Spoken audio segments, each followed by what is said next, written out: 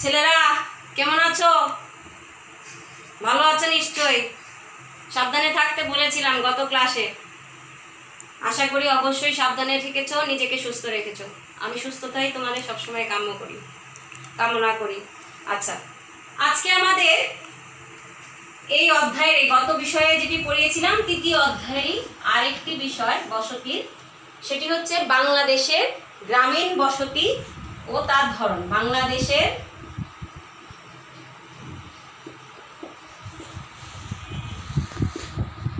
গ্রামীণ বসতি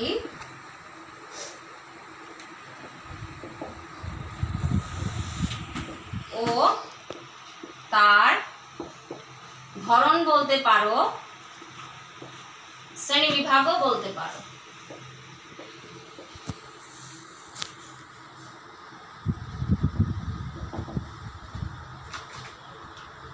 দেখে নাও ভালো করে কি পড়াবো আজকে। বাংলাদেশের গ্রামীণ বসতি ও তার শ্রেণী বিভাগ। গত ক্লাসে আমি বসতি শ্রেণী বিভাগ পড়িয়েছিলাম। বসতি শ্রেণী বিভাগে একটি বিষয় আমি তোমাদের বলেছি যে বসতিকে নানাভাবে শ্রেণীবিন্যাস করা যায়, তবে বসতির আরেকটি শ্রেণীবিন্যাস কিন্তু আমি বলিনি। সেটি হচ্ছে বসতিকে প্রধানত মানব বসতিকে কর্মকাণ্ড বা যে কোনো পেশার উপর পেশা না ঠিক, আমাদের জীবিকা নির্বাহের উপর ভিত্তি করে বা আমাদের অর্থনৈতিক কর্মকাণ্ডের উপর ভিত্তি করে মূলত দুই ভাগে ভাগ করা যায়। সেটি হচ্ছে গ্রামীণ বসতি ও শহুরে বসতি। তো আমার আজকের বিষয় হচ্ছে বাংলাদেশের গ্রামীণ বসতি। ভালো করে শুনো। বাংলাদেশ দক্ষিণ পূর্ব এশিয়ার একটি দেশ, তাই না? আর তোমরা জানোই যে এর জন্য যে সার্ক গঠিত হয়েছে, দক্ষিণ এশিয়ার এই অন্তর্ভুক্ত 7টি দেশ নিয়ে সার্ক গঠিত হয়েছে। বাংলাদেশ একটি উন্নয়নশীল দেশ, তবে বাংলাদেশের বেশিরভাগ মানুষেরই কর্মজীবী হচ্ছে কৃষিকাজ, যা প্রথম পর্যায়ের অর্থনৈতিক কর্মকাণ্ডের সাথে অন্তর্ভুক্ত। তাহলে এই গ্রামীণ বসতি, আমি তো বসতি বলেছিলাম এর আগে, গ্রামীণ বসতি যে অঞ্চলের মানুষ, বেশিরভাগ মানুষ প্রথম পর্যায়ের অর্থনৈতিক কর্মকাণ্ড হচ্ছে সব হচ্ছে কৃষিকাজের উপর নির্ভরশীল, যেমন মৎস্য চাষ, পশুপালন, কৃষিকাজ, খামার ব্যবস্থা পরিচালনা করা, তারপর হচ্ছে শিকার করা। এই যে কর্মকাণ্ডগুলোর উপর নির্ভরশীল তাকে বলা হয় প্রথম পর্যায়ের অর্থনৈতিক কর্মকাণ্ড। আর যে স্থানের মানুষ এই প্রথম পর্যায়ের অর্থনৈতিক কর্মকাণ্ড, বেশিরভাগ মানুষই এই প্রথম পর্যায়ের অর্থনৈতিক কর্মকাণ্ডের উপর নির্ভরশীল, তাকে বলা হয় গ্রামীণ বসতি।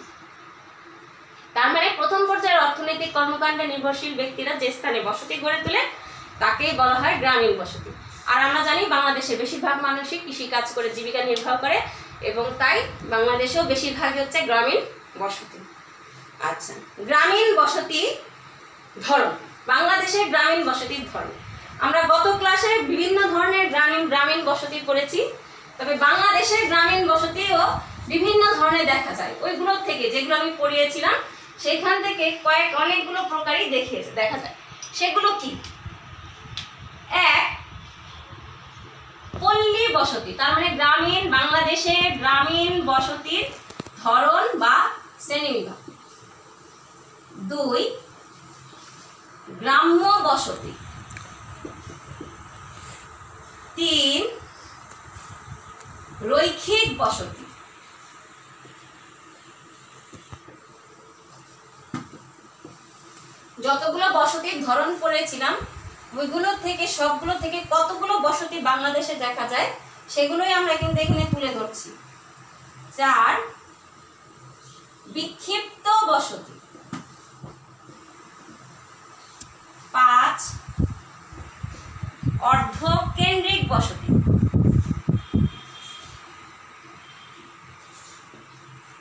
6,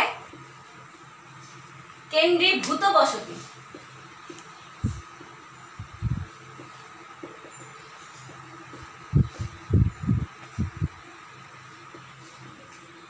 7, পুঞ্জীভূত বা নিবিড় বসতি। 8,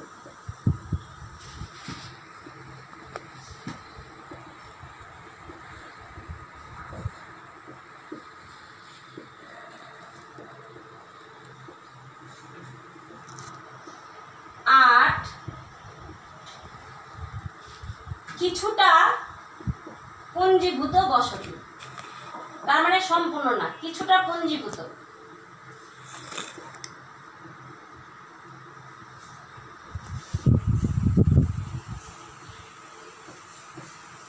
নয়, সারিবদ্ধ বসতি।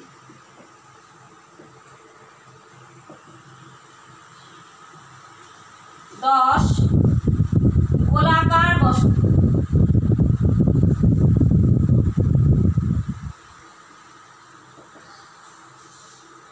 এগুলোর কিছু কিছু অংশ কিন্তু আমরা আগেই জেনেছি, তারপরেও এই বিষয়গুলো বাংলাদেশের গ্রামীণ অঞ্চলের কোথায় কোথায় দেখা যায়, তার মানে কোন অঞ্চলগুলোতে কোন জায়গাগুলোতে দেখা যায়, সেটা আমরা আজকে জানবো চিত্র সহকারে। ঠিক আছে বাবা? তাহলে প্রথমেই কি, পল্লী বসতি। আচ্ছা, বোর্ডটা ভালো করে দেখে নাও কিন্তু, এবং লিখে নিতে পারলে আরো বেশি ভালো হয়। আমি তাহলে একটু সময় দেই, 1 মিনিট, তোমরা একটু দেখো লিখতে পারো কিনা।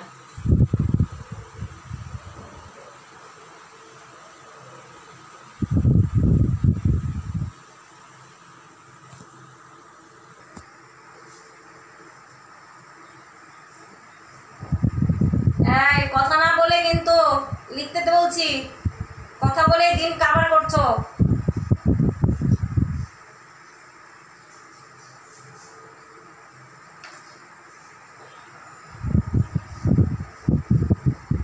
ওকে,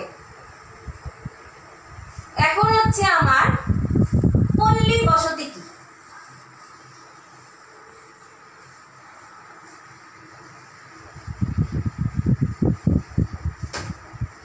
পল্লী বসতি কি?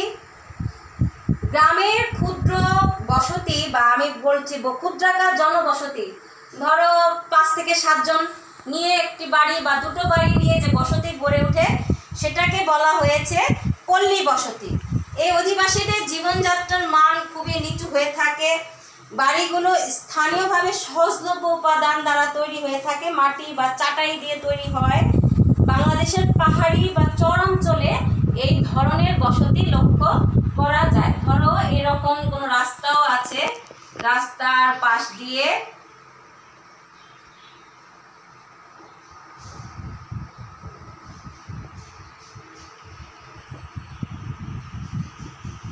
দুই চারটা পরিবার মিলে যে বসতি গড়ে ওঠে, সেটাকে বলা হয়েছে পল্লী বসতি। বুঝতে পারছি? অথবা কোনো বৃহৎ চর গড়ে উঠছে কোনো অঞ্চলে, ওইখানে মাটি বা চাটাই দিয়ে এরকম ছোট ছোট 2-3টা বসতি গড়ে উঠছে, সেটাকে বলা হয় পল্লী বসতি। এরপরে হচ্ছে, আমি কিন্তু বলেছি বাংলাদেশের চরাঞ্চল, আর আমি সেটাকে কি বলবো, চরাঞ্চলও বলতে পারি, তারপরে হচ্ছে পাহাড়ি অঞ্চলেও মূলত কিন্তু এই পল্লী বসতিটা দেখা যায়। তো 3টা পরিবার। এরপরে হচ্ছে গ্রাম্য বসতি।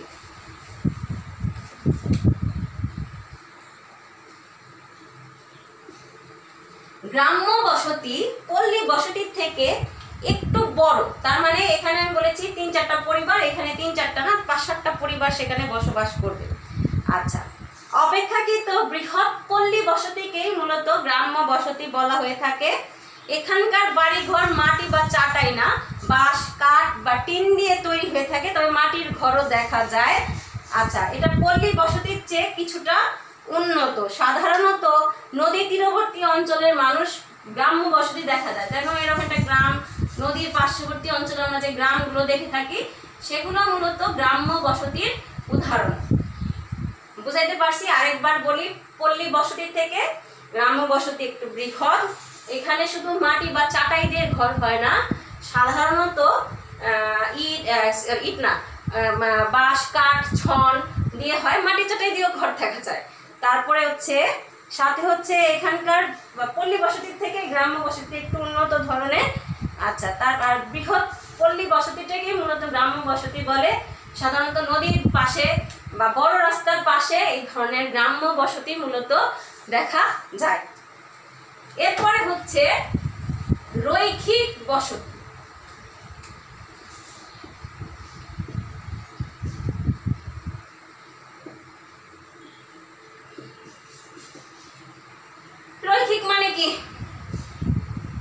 রেখার ন্যায় যে বসতি সেটাই রৈখিক বসতি। তাহলে রেখা কোথায় কোথায় দেখা যায়, কোথায় কোথায় দেখা যাইতে পারে? বাংলাদেশের নদীবহুল অঞ্চল, সেটা তোমরা ভালোই জানো, সেই নদীবহুল অঞ্চলে রেখার ন্যায় যে চিহ্ন দেখা যায় সেই অঞ্চলে বা বৃহৎ রাস্তার পাশে যে বাড়িঘর দেখা যায় সেটাকেই বলা হয়েছে রৈখিক বসতি। ঠিক আছে? এই রৈখিক বসতি আবার দুই প্রকার। কি কি দেখো, আমি একটা দিয়েছি, এক দুই। এক বক্র রৈখিক বসতি, দুই সরল রৈখিক বসতি। ক বক্র রৈখিক আর খ হচ্ছে সরল রৈখিক। বক্র রৈখিক বসতি মূলত নদীর পাশে দেখা যায়, বদ্বীপ অঞ্চলগুলোতে, যেমন মহানন্দার তীরে, পদ্মার তীরে, নদীর তীরবর্তী অঞ্চলগুলো। আর সরল রৈখিক মূলত রাস্তার পাশে, বৃহৎ বৃহৎ যেখানে রাস্তা রয়েছে সেই অঞ্চলে মূলত সরল রৈখিক বসতি আমরা খেয়াল করে থাকি। বুঝতে পারছো বাবা?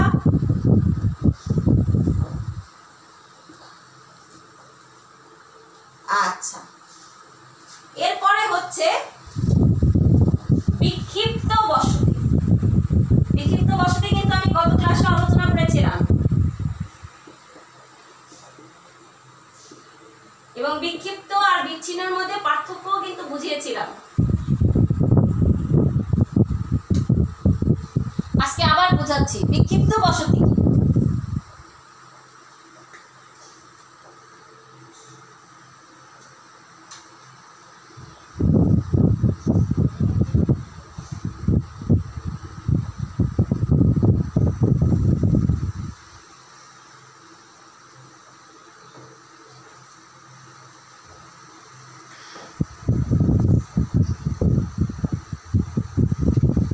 এ ধরনের বসতিগুলো খুব দূরে দূরে গড়ে ওঠে এবং পৃথক পৃথক বাড়ির দ্বারা তৈরি হয়ে থাকে। আমি কিন্তু বলেছিলাম যে একটা বাড়ির থেকে আরেকটি বাড়ি অনেক দূরে অবস্থান করে। বিচ্ছিন্ন বসতি কিন্তু তা ছিল না। বিক্ষিপ্ত বসতি আর বিচ্ছিন্ন বসতির মধ্যে পার্থক্য কিন্তু তোমাদের বলেছিলাম, এবং এও বলেছিলাম বাংলাদেশে বিক্ষিপ্ত বসতি দেখা যায়, বিচ্ছিন্ন বসতি নয়। আচ্ছা, বিচ্ছিন্ন বসতি বেশিরভাগই দেখা যায় বড় বড় যেগুলো নাকি কৃষিতে উন্নত, কানাডা, মার্কিন যুক্তরাষ্ট্র, এইসব অঞ্চলে। আচ্ছা, সাধারণত দুই তিনটি ঘরও আবার একত্রিত হয়ে থাকে, আবার দেখা যায় দূরবর্তী অঞ্চল আরেকটি ঘর। সেরকম বসতিকে বলা হয়ে থাকে বিক্ষিপ্ত বসতি। বাংলাদেশের পাহাড়ি অঞ্চলে বিক্ষিপ্ত বসতি দেখা যায়, তারপরে প্লাবন সমভূমিতে খুব কমই দেখা যায়, তবে সিলেট অঞ্চলেও বিক্ষিপ্ত বসতি লক্ষ্য করা যায়। আচ্ছা, তারপরে হচ্ছে সিলেটের পাহাড়ি অঞ্চলগুলো যেগুলো টিলা আছে সেই অঞ্চলগুলোতেও বিক্ষিপ্ত বসতি খেয়াল করা যায়। তাহলে আমরা বুঝতে পারছি যে আমাদের কোন কোন অঞ্চলে বিক্ষিপ্ত বসতি দেখা যায় এবং বিক্ষিপ্ত বসতিগুলো কি।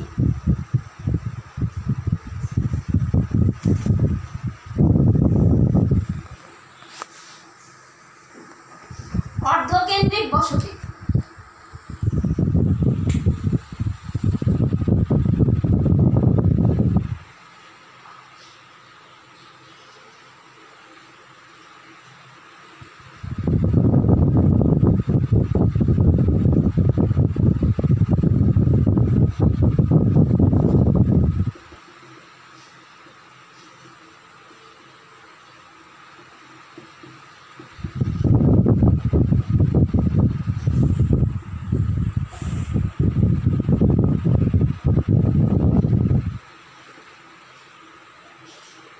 গ্রামীণ দুটো রাস্তার মিলনস্থল বা নদীর দুটো মিলনস্থল বা বড় বাজার, এই রকম অঞ্চলে যে বসতি গড়ে ওঠে বা যেখানে কৃষি পণ্য গড়ে ওঠে, এই অঞ্চলে যে বসতিগুলো দেখা যায় সেগুলো হচ্ছে অর্ধকেন্দ্রিক বসতি। অর্ধকেন্দ্রিক বসতিগুলো আবার ভালো করে দেখো।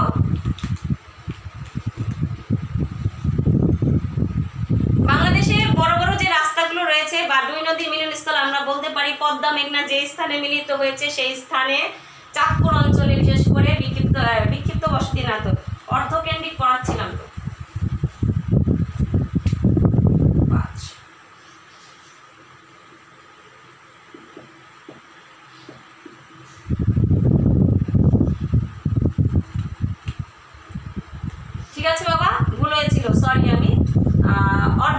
কেন্দ্রিক বসতি কি বড় বড় রাস্তার পাশে বা দুই নদীর মিলন স্থলে বা বড় বাজার বা কোনো কৃষি পণ্য যেখানে বিক্রি করা হয় সেই স্থানে যে বসতি দেখা যায় সেগুলো হচ্ছে অর্ধকেন্দ্রিক বসতি। তার মানে কেন্দ্রীভূত হয়নি, কিন্তু তারা কাছাকাছি, কেন্দ্রীভূত হওয়ার থেকেও কিছুটা কাছাকাছি, সেটাকে বলা হয়েছে অর্ধকেন্দ্রিক বসতি। মূলত দুই নদীর মিলনস্থল বাংলাদেশে দেখা যায়, যেমন ব্রহ্মপুত্র যমুনা নদীর মিলনস্থল, মেঘনা পদ্মার মিলনস্থল, এই অঞ্চলগুলোতে মূলত অর্ধকেন্দ্রিক বসতি দেখা যায়। এরপরে হচ্ছে কেন্দ্রীভূত বসতি।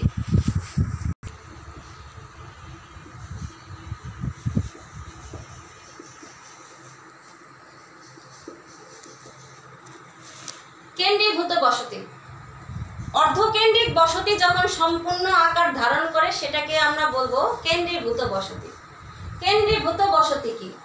কোনো শহর অঞ্চল বা কোনো বড় কোনো প্রতিষ্ঠান বা শিল্পাঞ্চল নিয়ে, ধরো কোনো শিল্প কারখানা আছে,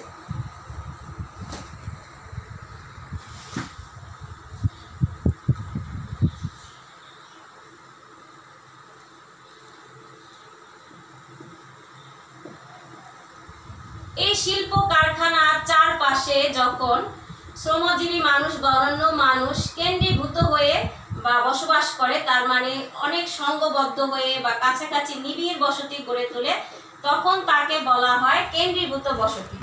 সাধারণত আমি আরো বলতে পারি, শহর বা নগরকে কেন্দ্র করে মূলত এই কেন্দ্রীভূত বসতি গড়ে ওঠে।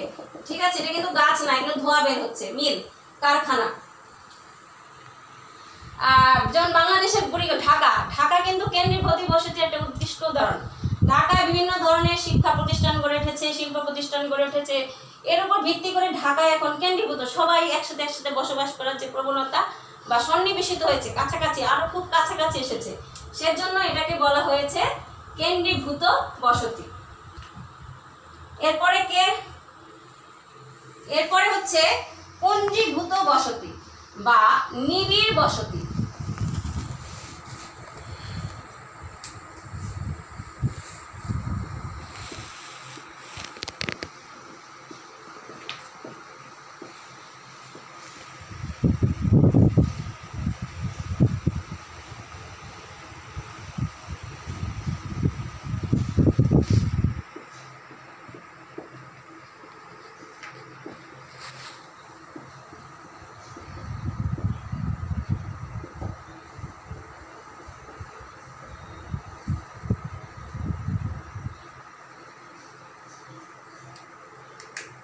পুঞ্জি মানে কি? একসাথে গুচ্ছ আকারে থাকা, তাই না? যেমন আমরা ক্লাসে সবাই পুঞ্জীভূত হয়ে বসে থাকি, সাথে সাথে লেগে থাকি, এই জিনিসটাই হচ্ছে নিবিড় বা পুঞ্জীভূত উদাহরণ। বৃহৎ গুচ্ছের মতো জমাটবদ্ধ বসতিকে মূলত বলা হয়ে থাকে পুঞ্জীভূত বসতি। ধরো এটি একটি নদী, ঠিক আছে, এই যে নদীর পাশে এরকম কাছাকাছি একে অপরের সাথে যে বসতি গড়ে তুলে, সেটাকে বলা হয়ে থাকে পুঞ্জীভূত বসতি। বাংলাদেশে বেশিরভাগ বসতি মূলত এখন পুঞ্জীভূত বসতি, রৈখিক পুঞ্জীভূত দেখা যায়, বক্র রৈখিক দেখা যায়, এরকম অনেক ধরনের দেখা যায়। তবে পুঞ্জীভূত বসতিটাই বেশি। বাংলাদেশে কৃষি জমিকে কেন্দ্র করে মূলত পুঞ্জীভূত বসতি গড়ে উঠেছে। পুঞ্জীভূত বসতি বাংলাদেশের মৃতপ্রায় বদ্বীপ অঞ্চলে সর্বাধিক দেখা যায়। বাংলাদেশের মৃতপ্রায় বদ্বীপ অঞ্চলটা হচ্ছে দক্ষিণ পশ্চিমাঞ্চল, যশোর, খুলনা, এই অঞ্চলগুলোতে পুঞ্জীভূত বসতি দেখা যায়। এছাড়া বরেন্দ্র অঞ্চলের পূর্বাঞ্চলেও কিন্তু পুঞ্জীভূত বসতি লক্ষ্য করা যায়। আচ্ছা, এরপরে কি? কিছুটা কম পুঞ্জীভূত, তার মানে পুঞ্জীভূত কিন্তু কিছুটা কম।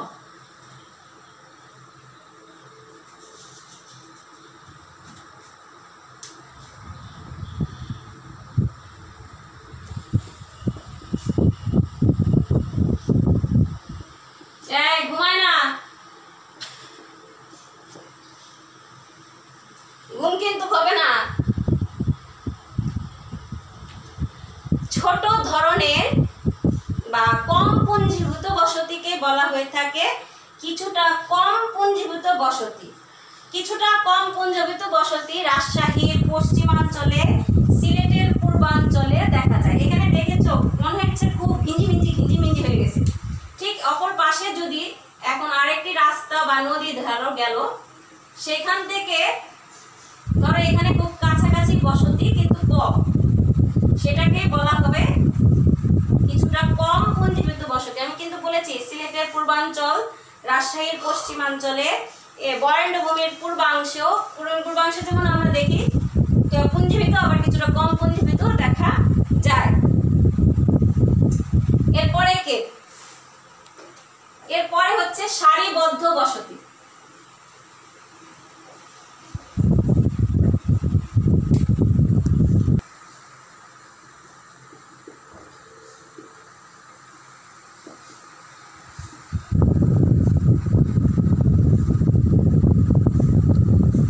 সারি আর কলামের পার্থক্য কিন্তু আমি জানাইছি তোমাদের একদিন, যেটা সারির ন্যায় যায় সেটা হচ্ছে সারি, আর যেটা সোজা দাঁড়িয়ে থাকে কলমের ন্যায় সেটা হচ্ছে কলাম। আমাদের এখানে তো কলাম বসতি নেই, আমরা বলি কি সারিবদ্ধ বসতি। তার মানে যে বসতিগুলো সারির ন্যায় বিন্যস্ত, তার মানে উভয় পাশে সারির ন্যায় বিন্যস্ত, তাকে বলা হয়ে থাকে সারিবদ্ধ বসতি। সারিবদ্ধ বসতি কিন্তু আমরা রৈখিক বসতির সাথে তুলনা করতে পারি, কিন্তু রৈখিক বসতি দেখা যায় এক পাড়ের বেশিরভাগই ঘরবাড়ি, অন্য পাড়ের খুব কমই থাকে। এটা আমরা মূলত স্যাটেলাইট চ্যানেল থেকে স্যাটেলাইট দিয়ে যখন ছবিগুলো নেয় তখন আমরা বুঝতে পারি যে সারিবদ্ধ নাকি সরল। ঠিক আছে বাবা? আচ্ছা, সারিবদ্ধ বসতি লাইন আকারে যে বসতি গড়ে তোলে সেটাকে মূলত নদীর দুই পাশে বা রাস্তার দুই পাশে যে সারির ন্যায় বসতি থাকে সেটাকে বলা হয়েছে সারিবদ্ধ বসতি। এই বসতি দীর্ঘ সময় নিয়ে গড়ে ওঠে। ঠিক আছে, বিশেষ কিছু শিক্ষা সুবিধাও সেখানে থেকে থাকে। বাংলাদেশের ছোট বড় নদ নদীর উভয় পাশে মূলত সারিবদ্ধ বসতি দেখা যায়। আবার সমুদ্র উপকূলবদ্ধ অঞ্চলেও কিন্তু সারিবদ্ধ বসতি না, ওইখানে সরল বসতি বেশি দেখা যায়।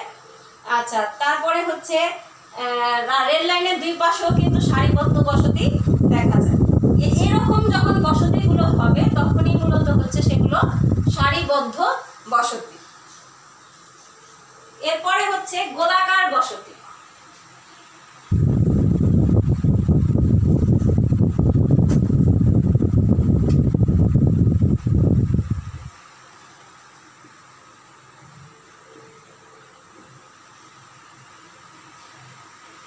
গোলাকার বসতি আমি যখন শ্রেণীবিন্যাস পড়িয়েছিলাম তখন কিন্তু বলেছিলাম গোলাকার বসতি কি, কোনো যে বসতিগুলো গোলাকার বা গোল হয়ে কোনো কিছুকে কেন্দ্র করে গোল হয়ে গড়ে ওঠে সেটাকে বলা হয়ে থাকে গোলাকার বসতি। সাধারণত হ্রদ বা জলাশয়ের বসতিকেও আমরা গোলাকার বসতি বলে থাকি। বিল, ডোবা, হাওর অঞ্চলে বেশিরভাগ ক্ষেত্রেই গোলাকার বসতি দেখা যায়। তাহলে আমরা বুঝতে পারছি যে আমাদের সিলেট অঞ্চলে যে কিশোরগঞ্জ বা ময়মনসিংহ অঞ্চলে যে হাওরগুলো রয়েছে সেই অঞ্চলে গোলাকার বসতি, এই বড় বড় হাওরগুলোকে কেন্দ্র করে চারপাশে যে বসতি করে ওঠে সেগুলোকে এই বসতি বৃহৎ গোলাকার বসতি। আবার ধরো কোনো মসজিদ গড়ে উঠেছে,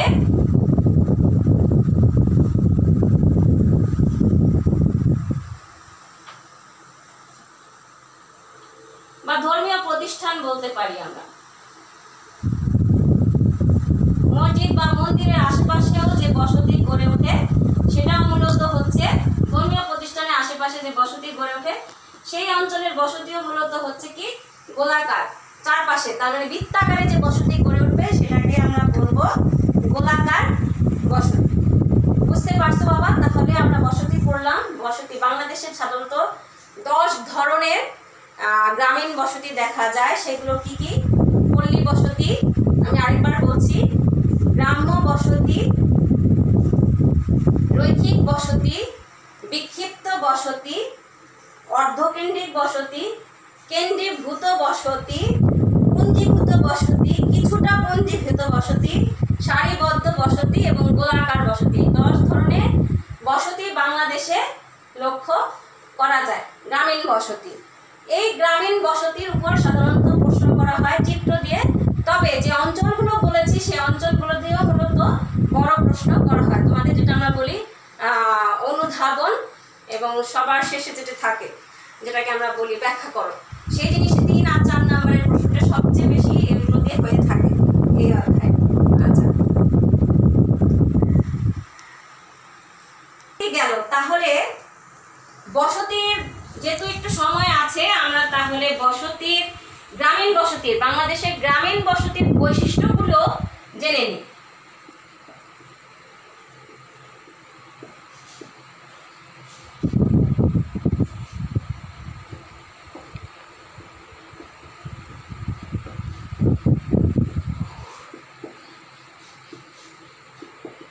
আমরা যে শ্রেণী বিভাগ পড়েছি মূলত সেই শ্রেণী বিভাগের মধ্যেই আমাদের বৈশিষ্ট্যগুলো কিন্তু রয়ে গেছে। বৈশিষ্ট্য কি?